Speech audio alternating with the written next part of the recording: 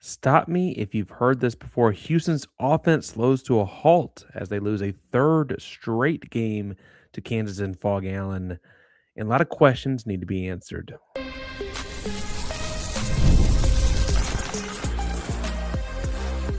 You are Locked On Cougs, your daily podcast on the Houston Cougars, part of the Locked On Podcast Network, your team every day.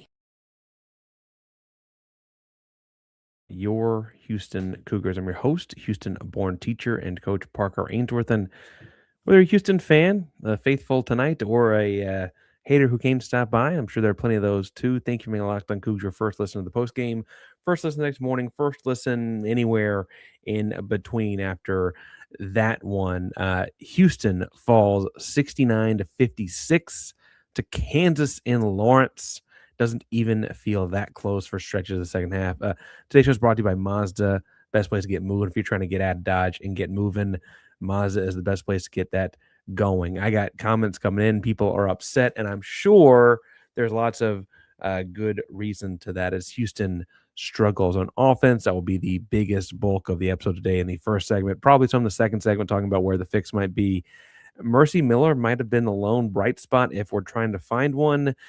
And so we'll try and wrap up there. Look, this does not get easy for Houston. Houston ends the gauntlet as we prepared for it all season long in conversation. 0-3. They probably should have won at Iowa State. Could not close that one out. They probably should have won at home against a cold, peatless Arizona. Could not rise the occasion there. And then it did not feel like they had any gas left in the tank by the end of the game on Monday night. Now, I should point out, like, lots of teams lose the game Houston just lost. Bill Self has never lost on Monday night at home. There's a reason for that, right? No coach has ever beat Bill Self twice in Kansas. No coach, right? And so I get all those things. It did feel like Houston had advantages early that they got away from on the offensive side of the game. And yes, I know, like, JoJo and Emmanuel both had a foul in the first 90 seconds. And I know that JoJo had 2 fouls early, so you're playing small and lineups and things and like that late and whatever. But ultimately, this team is missing, if you look at a shot chart, right? They didn't shoot the ball well from outside tonight, but they typically have that kind of on wraps, right? They had decent 3-point shooting. Shot just 21% tonight. On the road, that happens, but typically that's there, right? Mid-range, Kingston kills it. Cenac kills it. Where they're missing on your shot chart is that innermost circle within about 6 feet of the rim. And whether that's not getting JoJo Tugler in post up, or that's getting Cenac involved too far away from the basket, or where I really thought that was going to come from this year and has not happened is getting the guards into the painted area, driving kind of as a way to make up for that lack of a post-scoring presence, which is the schematic way you get that done. It just hasn't worked. And the offense lulls. There were a moment second half in it was in the second half, I tweeted out, where they had Bidunga, the big from Kansas, switched out onto Miles Eusan on the perimeter, and he was keeping up with them fine on the perimeter, but they weren't even able to throw the ball inside, take advantage of the mismatch guard post swap on the inside. And if you can't take advantage on the inside and you can't get by the guy on the outside, what are we doing?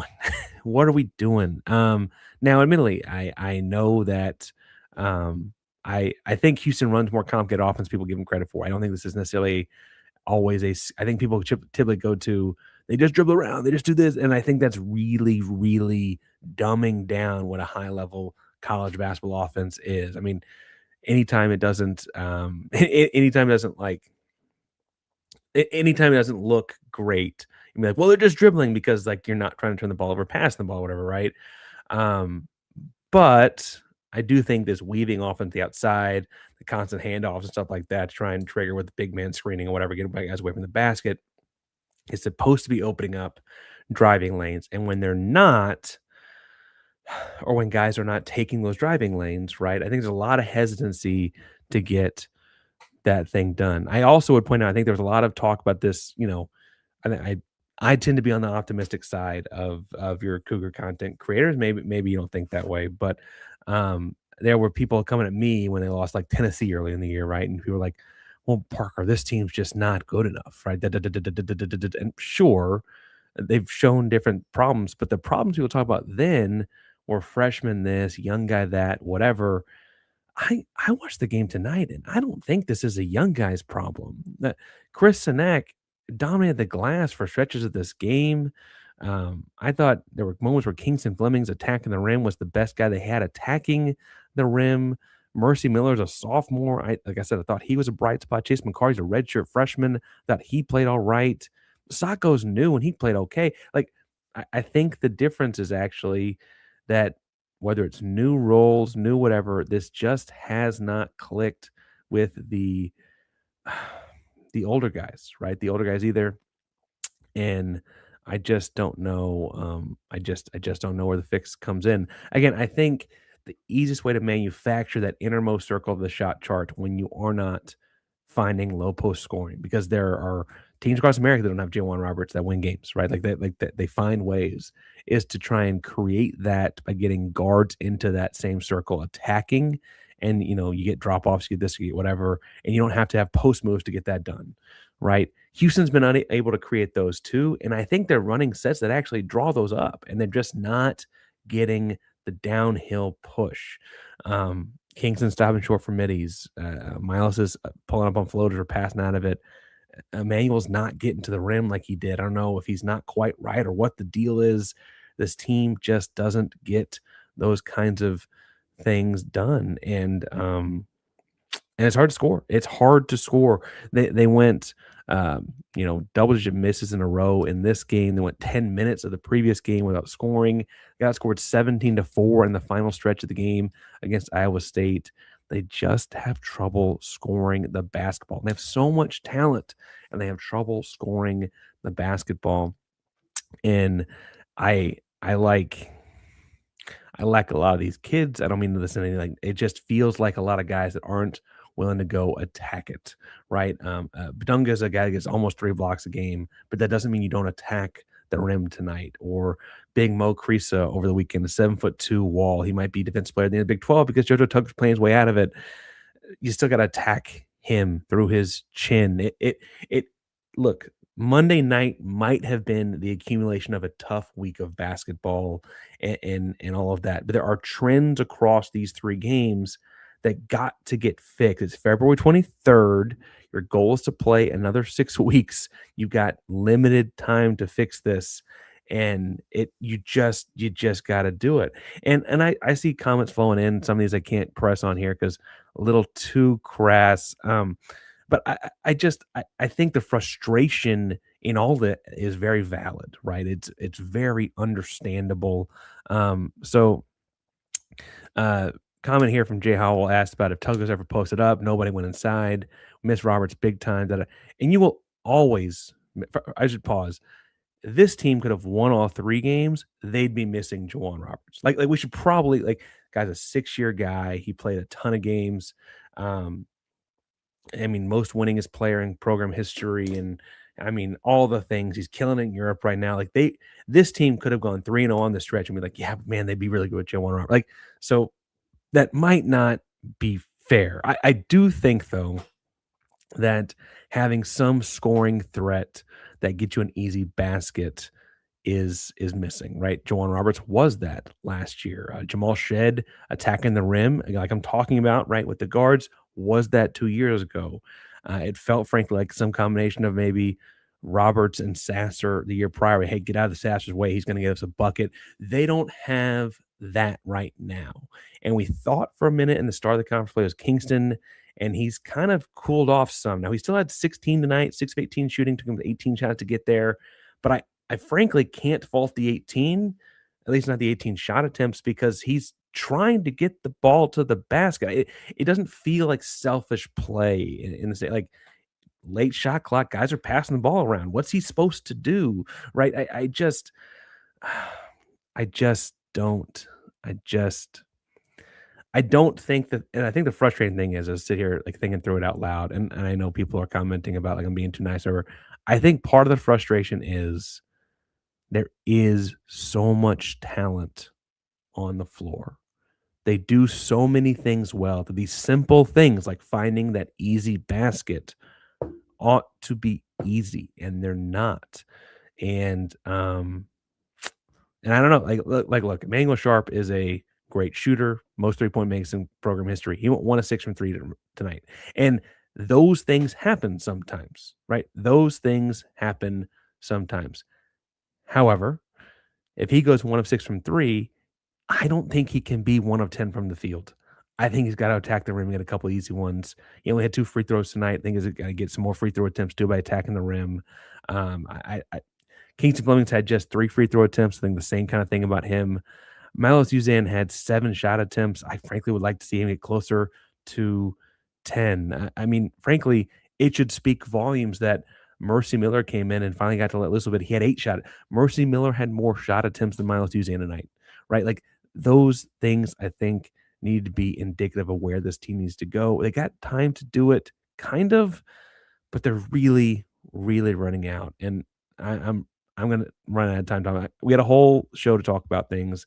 I got more on the offense to get into and more venting. So thank you for that. Before we get too far, today's show is brought to you, as we mentioned at the top, by our buddies over at Mazda, because game is moving forward, whether we like it or not.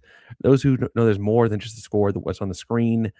Look, I've hinted at a couple times. I think Mercy Miller did have some bright spots in this game, and maybe the big takeaway from these 3 games, like, if no one's going to score, you got to throw Mercy out there a little bit more. I don't know, but he's clearly putting the work on his offensive game, and something's got to change.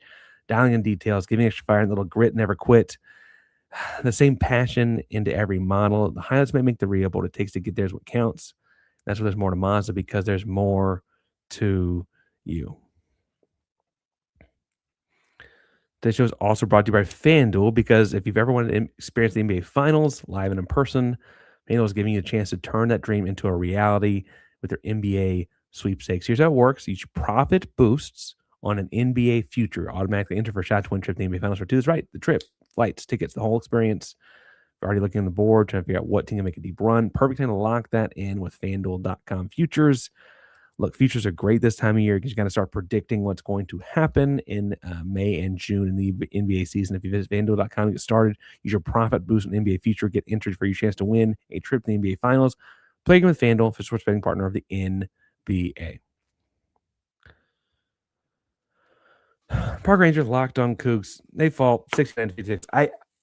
I struggle with like trying to get too X's and O's critical, because I really think that part of it is what offense do you draw up when guys are attacking the rim and all that kind of stuff.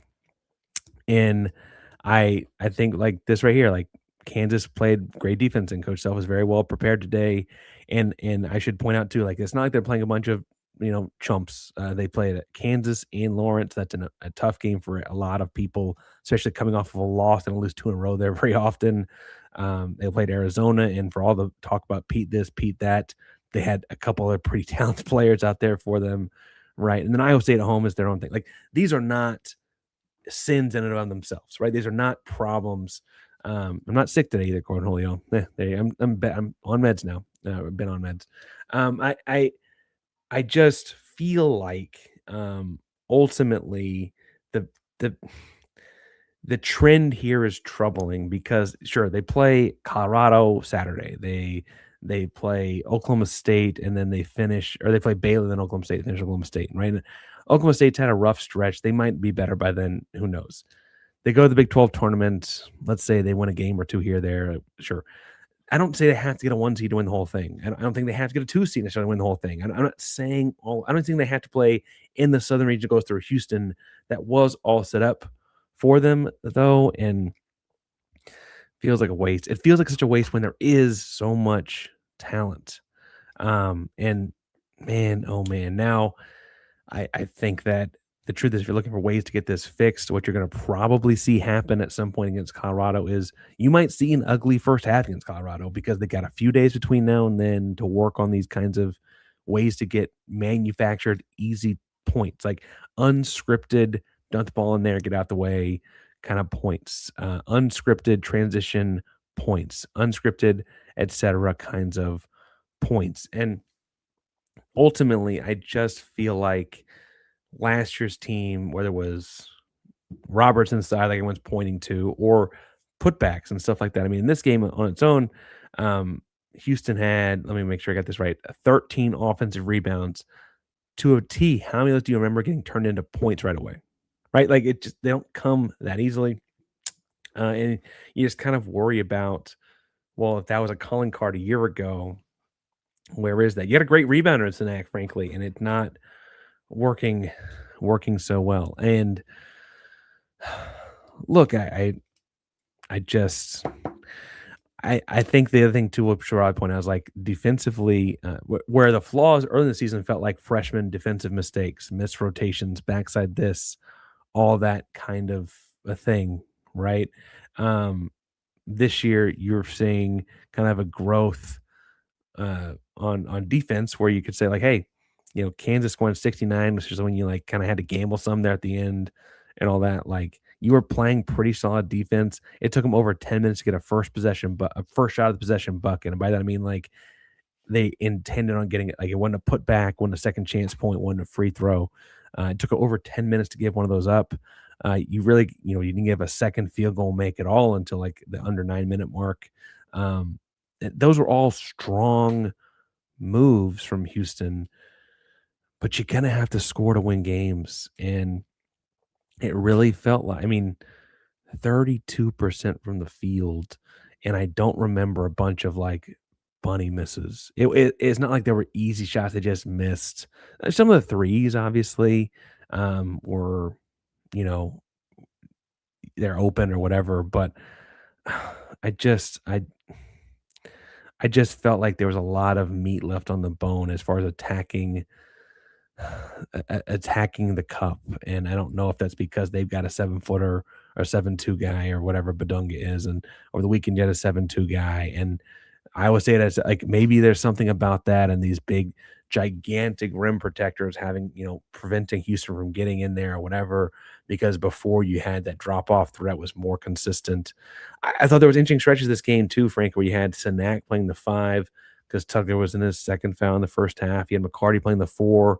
And you actually had some great energy out of those lineups. I thought a couple of missed defensive rotations because it's new, but ultimately I thought that was actually a really good explosive lineup. But then can Cenac played offense down in that low post area at all? Because even in those moments where it wasn't a clogged up lane with Tugler down there, he's still playing out at 15, 20, 25 feet. And it's not they can't hit those shots. It's more about you need someone to occupy the space and take advantage of that because it makes the defense play it too. And I don't know. Now, um, I I think that part of the reason you saw McCarty play 21 minutes though was because he played his butt off. I think that and Mercy, I think those two guys played about as I mean, those guys played really, really well, I thought, given all the other problems. And I really just deflated. Now, look, I think that on the big picture of things, like we're talking about the number 5 team in the country losing the number 14 in the country on the road, and like you might be the third best team in the Big 12. The Big 12 is as good as it's ever been in the history of the conference, right? Like all those things are fair. And my brother is texting right now, like, dude, anyway, chin up, kind of stuff with some expletives thrown in there. And meanwhile, I'm saying the same thing about the Rockets or whatever. This isn't like the sky is falling. The program will never be back. Arfan Diani is coming in next year, and who knows who comes back from this year's team, whatever. It just feels like a gigantic opportunity lost. And it feels like these issues, like the offensive stuff, the talent's mostly there. There's ways to scheme around not having a traditional back to the basket post player. You just got to find other ways to get those easy points. And they're not getting them. And they're just not getting them. I'm going to try and turn this positive in the third segment, I promise. Mercy played well. He deserves it. I thought Chase played well. He deserves it. We'll see if I can get there. But before we get there, this show is brought to you by Indeed sponsored jobs, because workplace chaos, deadlines stacking up, inbox overflowing. One position you have to fill sits wide open when the pressure is on You need to write higher. This job for Indeed sponsored jobs. Indeed sponsored jobs helps you reach the people who actually fit what you're looking for: skills, experience, location. You're not just hoping the right candidate stumbles across your post. The status of it all is that in the single minute we've been talking, companies like yours made 27 hires on Indeed according to Indeed data worldwide. So if you're hiring, spend less time searching and more time interviewing candidates who check all your boxes with Indeed sponsored jobs. Spend less time searching, more time actually interviewing candidates. Check all your boxes. Less stress, less time, more results. We need the right person to cut through the chaos. This is a job for Indeed sponsored job. Maybe find a post player. Maybe find some post offense. That'd be great. Listen to the show. Get $75 off Indeed sponsored job credit. Get your job premium status deserves with Indeed.com/podcast. Go to Indeed.com/podcast right now. Support our show by saying you heard about it on Indeed on this podcast.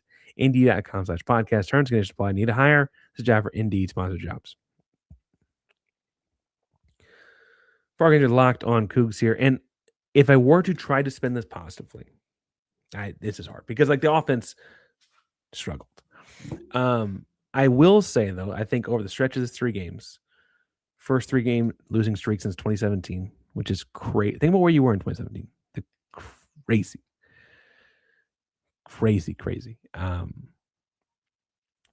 Anyway,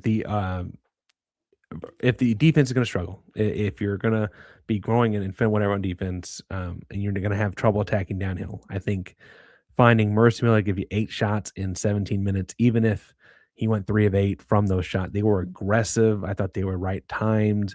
No heat checky kind of me kind of. I thought Mercy played really well. I thought he also got after a little bit. I thought he got a steal in the pressing kind of stuff and the scrambling there at the end. I thought he got a couple tough rebounds. I guess he got credited with 5 rebounds. 2 were physical that I remember off the top of my head. I thought Chase McCarty played really well too.